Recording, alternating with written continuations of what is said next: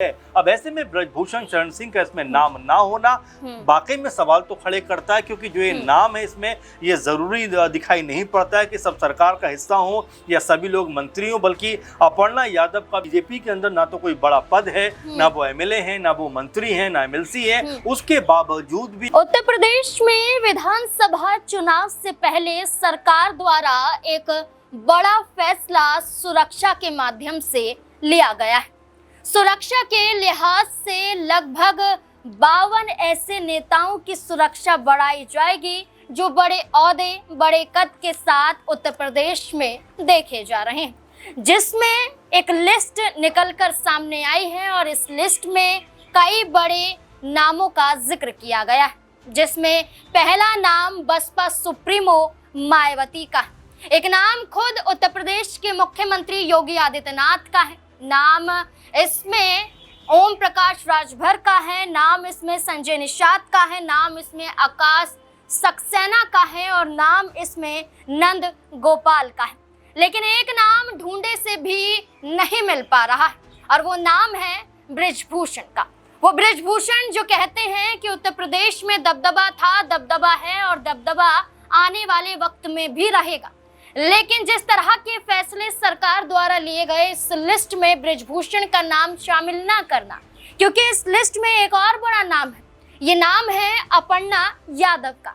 ना किसी पद पर है, ना कोई बड़ा कद है, फिर भी अपर्णा यादव को सुरक्षा मुहैया कराई जाती है, तो सवाल खड़े होते हैं कि ब्रिजभूषण की रैली से ही अंदाजा लगाया जा सकता है कि क्या ताकत है उत्तर प्रदेश में ब्रिजभूषण की।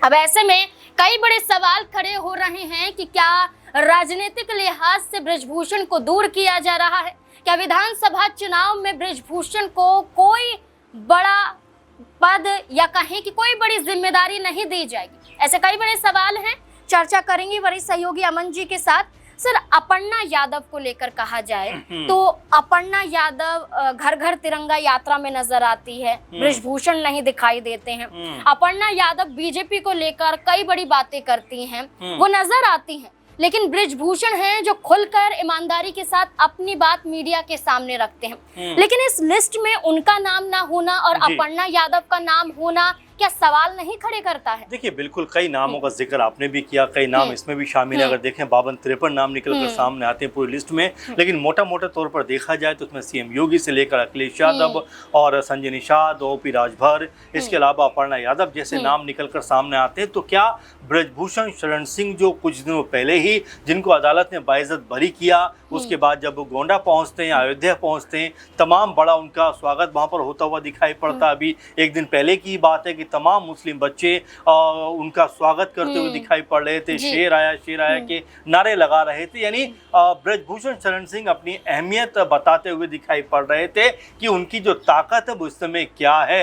अब ऐसे में ब्रजभूषण शरण सिंह का इसमें नाम ना होना वाकई में सवाल तो खड़े करता है, क्योंकि जो ये नाम है इसमें ये जरूरी दिखाई नहीं पड़ता है कि सब सरकार का हिस्सा हो या सभी लोग मंत्री हो, बल्कि अपर्णा यादव का भी नाम इसमें नजर आता है, जो महिला आयोग में उपाध्यक्ष हैं। अब बीजेपी के अंदर ना तो कोई बड़ा पद है, ना वो एमएलए है, ना वो मंत्री है, ना एमएलसी है, उसके बावजूद भी अगर उनका नाम इसमें है तो सवाल खड़ा हो जाता है कि आखिर ब्रजभूषण शरण सिंह का नाम इसमें क्यों नहीं है, क्योंकि वो कई बार के सांसद हैं, मजबूत छवि के नेता माने जाते हैं बीजेपी के, और अभी भी लगातार हुंकार भर रहे हैं कि मैं एक बार फिर सदन में लौटना चाहता हूं, और इसी बयानबाजी के चलते लगातार मीडिया की सुर्खियों में बने हुए हैं। लेकिन जिस तरह से लगातार ये सवाल उठकर सामने आता है कि क्या उनको यहाँ पर इग्नोर किया जा रहा है, क्योंकि वो भी लगातार कह सकते हैं कि लोकप्रियता के मामले में देखा जाता है कि कई नेताओं से बहुत ज्यादा आगे नजर आते हैं। जब गोंडा वो पहुंचते हैं तो लाखों की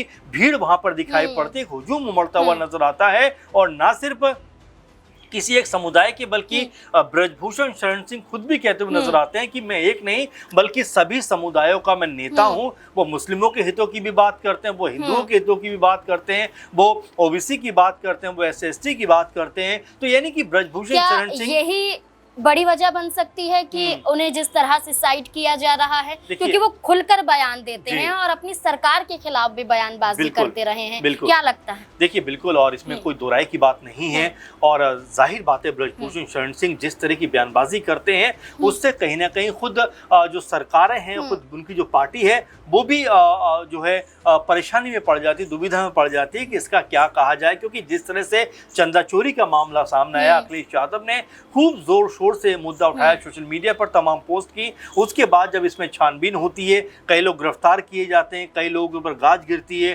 कई लोगों के पास से पैसा पकड़ा जाता है, कई के पास आभूषण पकड़े जाते हैं। यानी एक तरीके से जो चोरी हुई उसमें बहुत सारे खुलासे होते हुए दिखाई पड़े।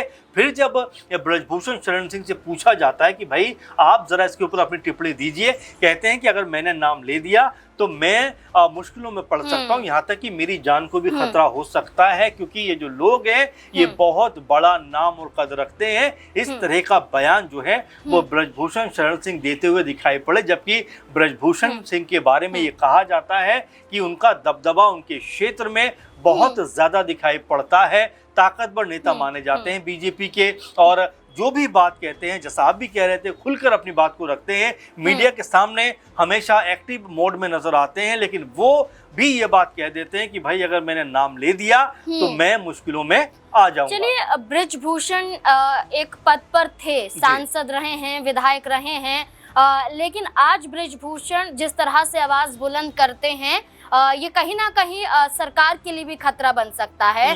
लेकिन अपर्णा यादव को किस लिहाज से इस लिस्ट में शामिल किया गया है? क्या अपर्णा यादव आने वाले वक्त में भाजपा के लिए एक बड़ी जरूरत बन सकती है, यानी कि कोई फायदा पहुंचा सकती है यादव समुदाय के आधार पर?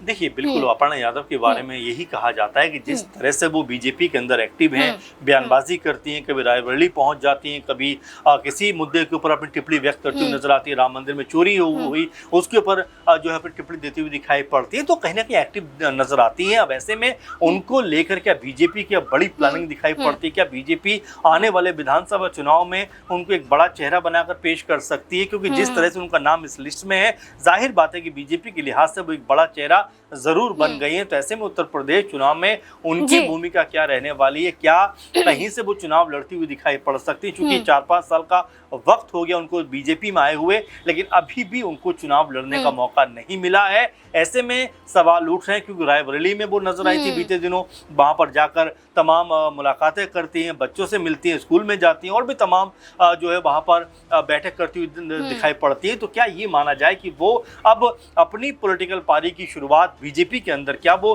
रायबरेली से कर सकती है? क्योंकि उसके बाद में जब वो दौरा करती रायबरेली का, उसके बाद में वो जो है बीजेपी अध्यक्ष पंकज चौधरी से भी मुलाकात करती हैं। तो इस जो उनको सुरक्षा का एक जो कह सकते हैं कि जो मुहैया कराई गई है, उनके साथ में तमाम लोगों को सुरक्षा मुहैया कराई गई है, तो क्या मंशा अब साफ है कि अपर्णा यादव एक बड़ा नाम बन सकती हैं और इसी तर्ज पर उनको सुरक्षा मुहैया कराई गई है? बिल्कुल, लेकिन आप ये जरूर सोच रहे होंगे कि सिर्फ सुरक्षा की तो बात है, इसमें सवाल क्यों खड़े हो रहे हैं? लेकिन जिन चेहरों को इस लिस्ट में शामिल किया गया है, जिन्हें बुलेट प्रूफ जैकेट मुहैया कराने की सुरक्षा प्रदान की गई है, जिसमें कुछ नेताओं को XYZ कैटेगरी में सुरक्षा देने की बात की गई है, जिसमें चर्चा और नेताओं की है, फिर उस लिस्ट में ब्रजभूषण का नाम ना होना अपने आप में ही एक बड़ा सवाल है। अब इस मुद्दे को लेकर, ब्रजभूषण के कद को लेकर अपर्णा यादव को क्या विधानसभा चुनाव में मौका मिलेगा,